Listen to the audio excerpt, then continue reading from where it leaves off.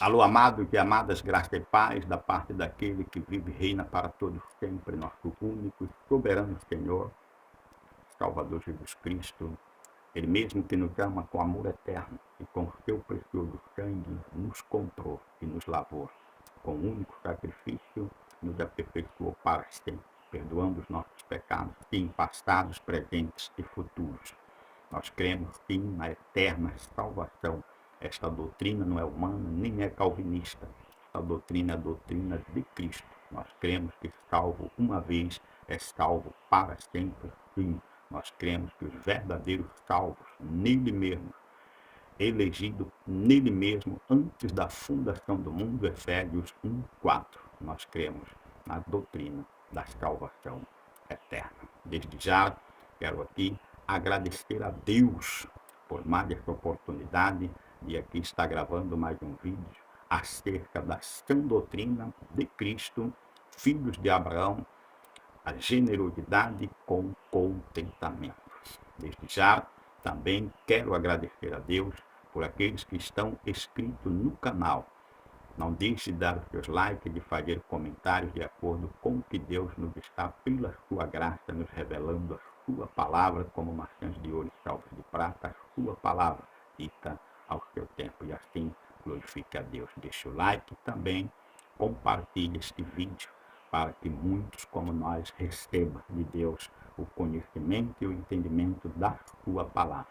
Palavra do Evangelho da Graça. E aqueles que ainda não estão inscritos no canal, escreva, deixe também os likes, façam comentários, glorifique a Deus pelo que Deus, pela sua palavra, por intermédio da minha vida como seu príncipe, está falando aos seus corações. Receba aí neste evangelho, o evangelho da graça, em face dos falsos ensinos que hoje estão manifestados por causa da apostasia. É um evangelho estranho, porque é um evangelho que a palavra de Deus assegura que o poder de Deus para as nossas vidas, o evangelho, este evangelho, a sabedoria de Deus, ela é oculta, é loucura para os que se perdem, mas para nós, os que somos salvos, é o poder e a sabedoria de Deus. Não tenha medo do evangelho da graça de Deus, principalmente pregada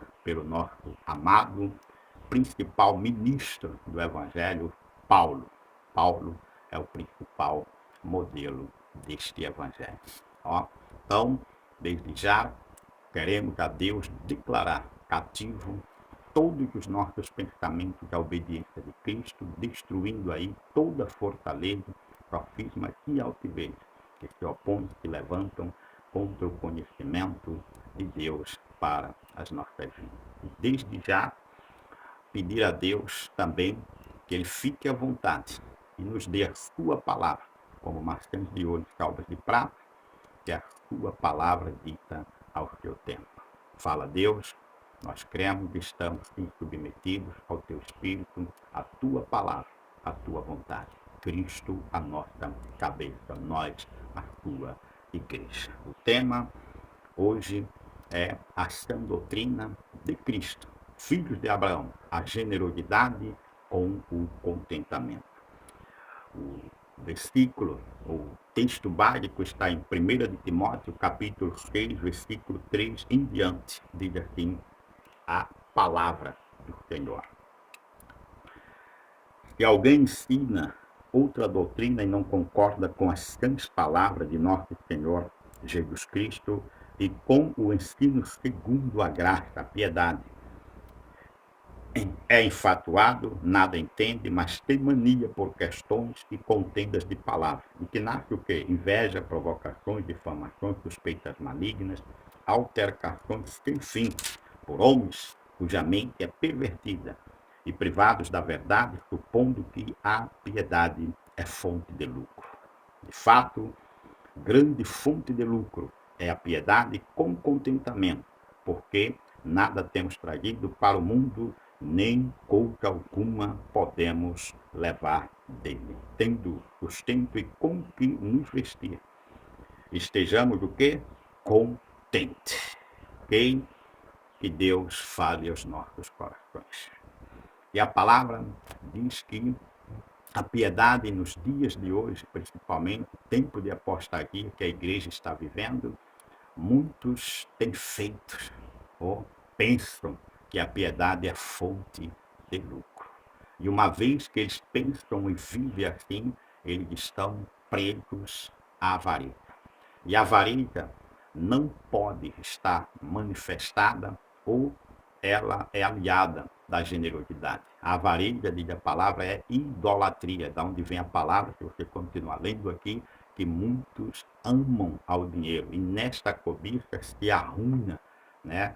Traz dor e muitos tormentos, porque o amor ao dinheiro é a raiz de todos os males. Infelizmente, a falsa teologia de prosperidade não ensina o povo de Deus o contentamento, mas, pelo contrário, ensina a avareza, fazendo aí com que o povo de Deus não acredite na sua riqueza em Cristo, como está escrito em 2 Coríntios, capítulo 8, 9, que diz que nós temos sim que conhecer a graça de Deus, que sendo Jesus Cristo rico, se fez pobre por amor de nós, para que por sua pobreza nos tornasse ricos. E procurarmos, como Hebreus 13, 5, viver as nossas vidas sem avareza, contentando com o que temos. Pois ele mesmo tem dito, de maneira alguma te deixarei, nunca jamais te abandonarei. Com isso afirmamos que o Senhor é sim o nosso auxílio e não temeremos o que nos poderá fazer o homem. Esta é a promessa das promessas para a vida financeira do povo de Deus. É esta: vidas sem avareza, contentando com o que temos. E o que temos? A maior promessa de Deus para que vivamos aqui contentes e abençoados. Ele não nos deixa e não nos abandona. A palavra é: o Senhor é o nosso auxílio e não temos medo de qualquer plano econômico que quebre ou prospere nesta terra, pois nosso plano econômico ele está assegurado em Cristo. E em Cristo chegou às nossas vidas através desta palavra maravilhosa. Então, não havendo contentamento, o que resta? Avareza. E nós estudamos nos temas anteriores a respeito daquele homem rico, que representa todo cristão, mas não havia nele contentamento, havia nele o que? Avareza. Ele desprezou a medida da prosperidade que Deus havia dado para ele, destruiu o seu celeiro, construiu outro maior, e aí começou a guardar os seus frutos, que a palavra aí ele achava que a vida de um homem estava baseada na riqueza de bens que ele possui. E aí, depois que construiu, correu para lá e para cá, que vem da palavra, que importa o homem ganhar o mundo inteiro e perder a sua alma. Ali está a resposta quando diz que ele era um homem louco, que quando ajuntou tudo, disse assim: agora assentou e disse: vamos comer minha alma, porque nós temos muito aí para muitos anos, então vamos comer e regalar. Ouvi uma voz que disse: louco, esta noite te pedirão a sua alma, e o Senhor termina dizendo que todo aquele que corre atrás de riquezas ou que integra ou ajunta para si mesmo, fora do contentamento, não é rico para com Deus. Porque os ricos para com Deus é os que têm contentamento.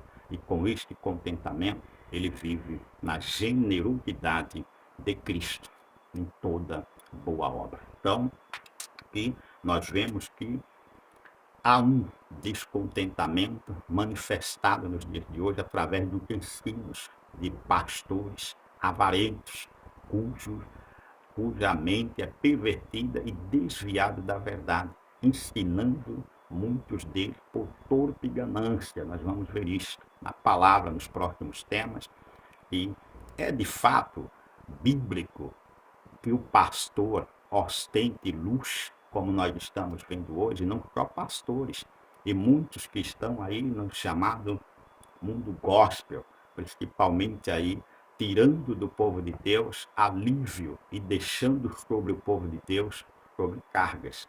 Quando a palavra de Deus fala que há uma igualdade, quando há contentamento e a generosidade. Que igualdade é essa? Nada falta. Quem tem muito, a palavra diz, não tem demais. E quem tem pouco, não falta nada. Esta é a igualdade que a palavra chama de ausência de necessidade. Então, nós vemos aqui Paulo dizendo, de fato, grande fonte de lucro, sim, é a piedade, mas com o contentamento. E nós vemos este contentamento em Filipenses, aleluia, Pai.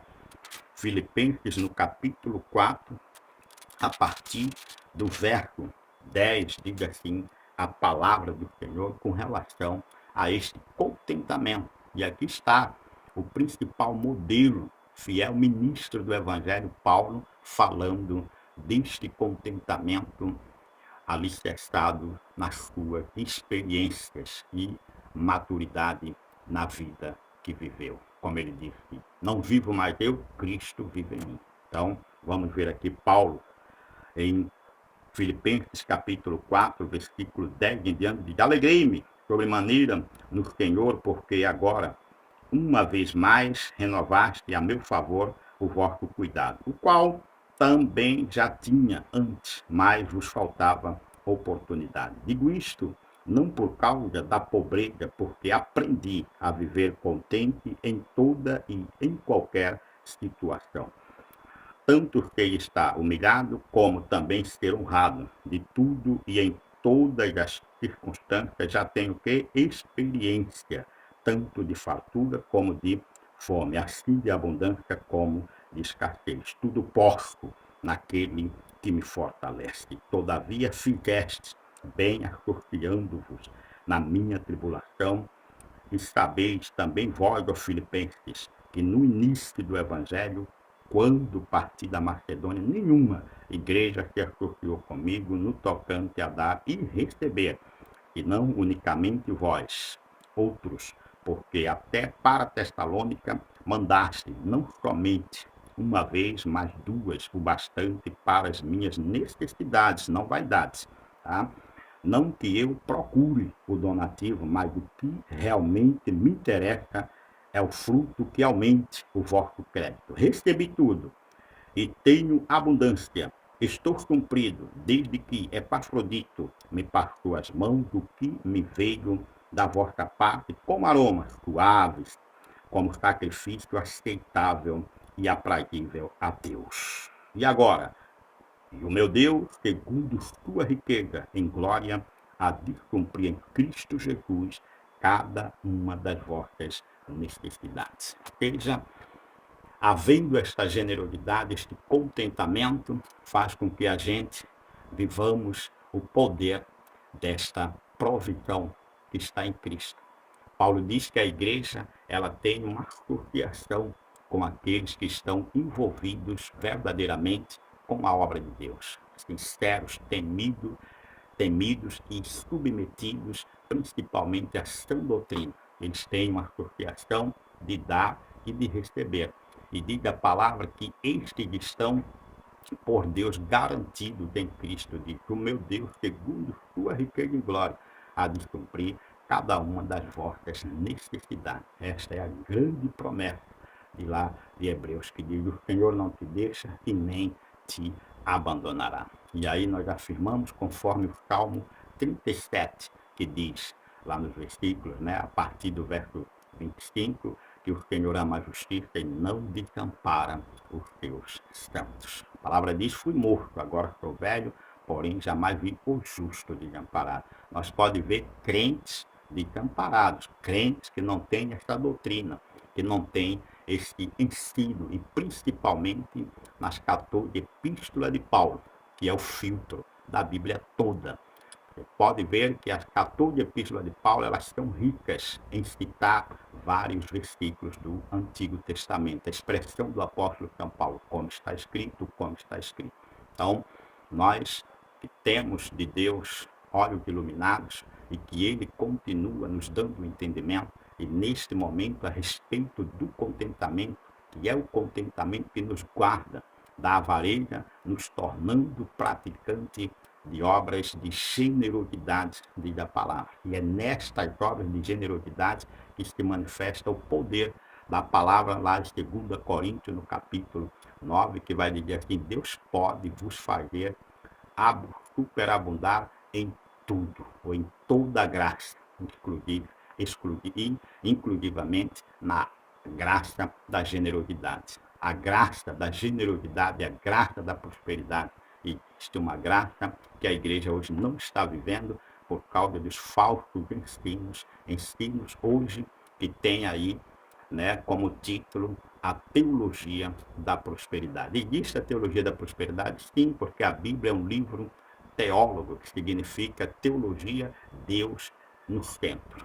Então, a teologia da prosperidade, Paulo disse aqui, é sim, grande fonte de lucro é piedade, mas para que seja lucro para os filhos de Deus, tem que haver o contentamento. E este contentamento também ele está em 2 Coríntios, no capítulo 12, diz aqui a palavra, 2 Coríntios, capítulo 12, quando Paulo ali faz 3 pedidos a Deus com relação ao espinho que foi dado para que Paulo não se engrandecesse com as revelações da palavra do Senhor. E a palavra do Senhor diz que o Pai manifesta ali o entendimento da sua promessa sobre nós, que é chamado a graça de Deus, favor imerecido que recai sobre toda a igreja de Cristo. Vamos ver aqui, Paulo diz assim, vamos ver, mas esta manifestação desta maravilhosa promessa,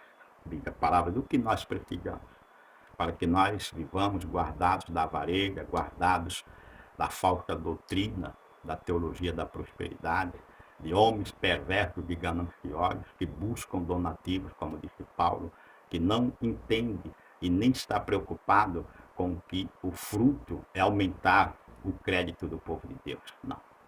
Vamos ver aqui o que disse Paulo a respeito desta palavra e onde estava o prazer de Paulo. Onde Paulo tinha prazer. E nós vamos ver aqui, diz a palavra, né? No versículo 8 em diante, ele diz assim, Paulo orando para tirar o espinho. Por causa disto, 2 Coríntios, capítulo 12, versículo 8, tá? Por causa disto, 3 vezes pedi ao Senhor que afastasse de mim. Então ele me disse, a minha graça te basta, porque o poder se aperfeiçoa na fraqueza. De boa vontade, mas me gloriarei nas fraquezas, para que sobre mim repouse o poder de Cristo. Porque sinto prazer nas fraquezas, nas injúrias, nas necessidades, nas perseguições, nas angústias, por amor de quem? De Cristo. Porque quando estou fraco, então é que estou forte. Mais uma promessa de Deus aqui, aqueles que estão inteiramente dependentes de Deus e confiantes em Cristo.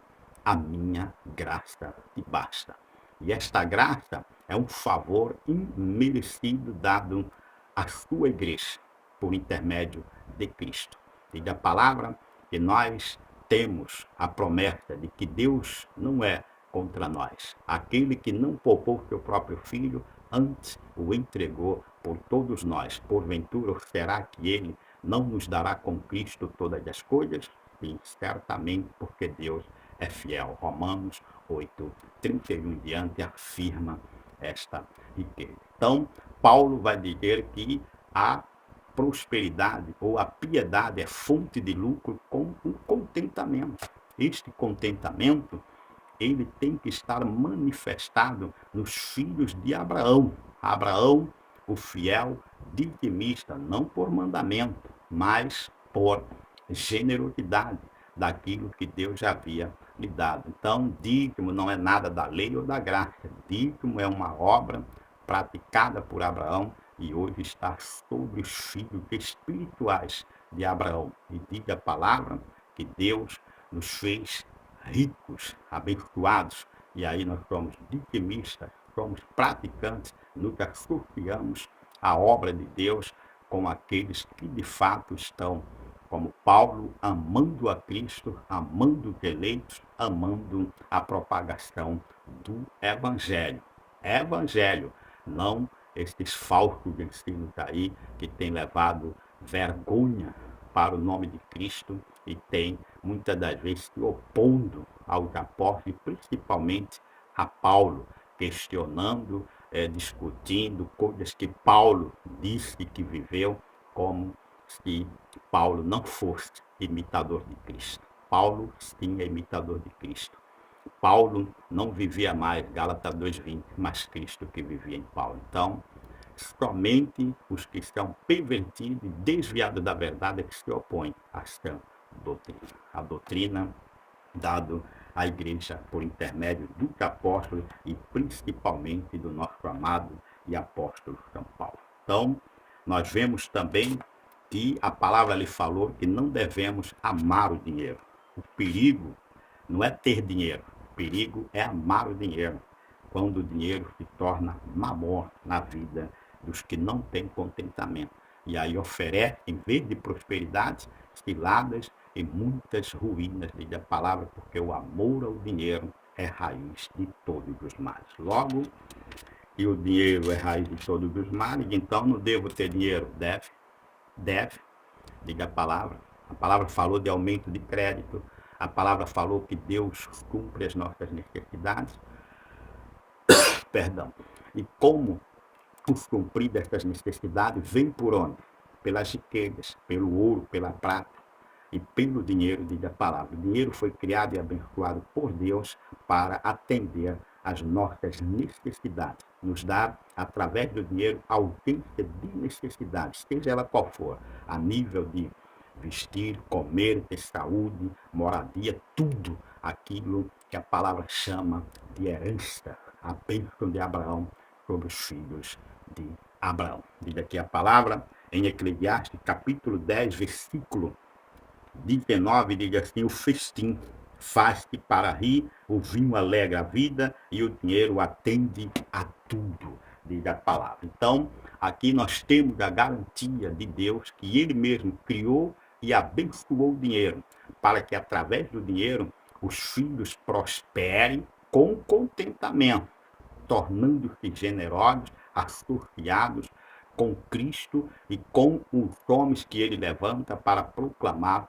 o seu evangelho, seja em pró da obra. Aqui esta é a missão da igreja, o ide e pregar o evangelho. O evangelho, não pregar os pastores das suas vidas, os seus pensamentos, muitas das vezes discordando da própria palavra de Deus. Então, nós temos aqui a garantia que o dinheiro atende a tudo. É com dinheiro que você pode ter uma boa consulta médica hoje para cuidar da sua saúde. É com dinheiro que você, ou no aluguel ou na casa própria, tenha boa moradia, diz a palavra. É com dinheiro que você se alegra, diz aqui a palavra. É com dinheiro, porque o dinheiro não é maldição na vida dos generosos e contentes. O dinheiro atende a tudo, diz a palavra. Só pedimos a Deus que nos guarde de toda e qualquer avarenha, para que nós não sejamos escravos ou amantes do dinheiro,